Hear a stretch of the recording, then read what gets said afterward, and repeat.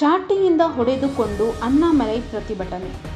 ತಮಿಳುನಾಡಿನ ಅಣ್ಣಾ ವಿಶ್ವವಿದ್ಯಾಲಯದಲ್ಲಿ ವಿದ್ಯಾರ್ಥಿ ಮೇಲಿನ ಲೈಂಗಿಕ ದೌರ್ಜನ್ಯ ಖಂಡಿಸಿ ರಾಜ್ಯ ಬಿಜೆಪಿ ಅಧ್ಯಕ್ಷ ಕೆ. ಅಣ್ಣಾಮಲೈ ಚಾಟಿಯಿಂದ ಹೊಡೆದುಕೊಳ್ಳುವ ಮೂಲಕ ಡಿಎಂಕೆ ಸರ್ಕಾರದ ವಿರುದ್ಧ ಶುಕ್ರವಾರ ಪ್ರತಿಭಟನೆ ನಡೆಸಿದರು.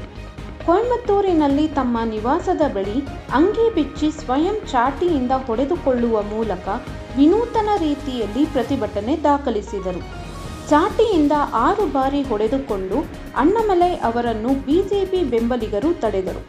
ಈ ವೇಳೆ ನಿಮಗೆ ನಾಚಿಕೆಯಾಗುವುದಿಲ್ಲವೇ ಸ್ಟಾಲಿನ್, ಆರೋಪಿಯನ್ನು ಗಲ್ಲಿಗೇರಿಸಿ ಎಂಬ ಭಿತ್ತಿ ಫಲಕ ಪ್ರದರ್ಶಿಸಿದರು.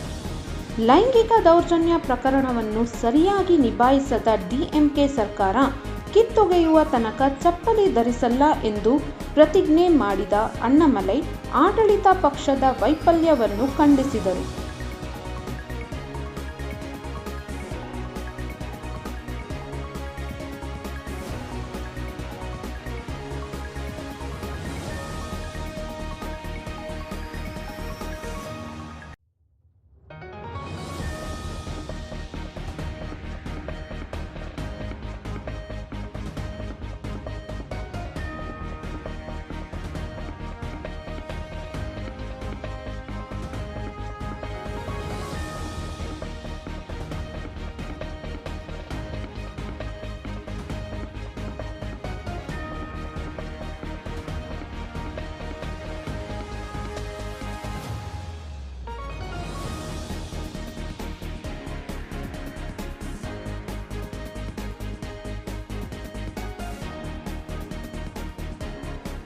ಕೆಎ ಕನ್ನಡ ನ್ಯೂಸ್, ನಮ್ಮ ಕನ್ನಡಿಗರ ಧ್ವನಿ.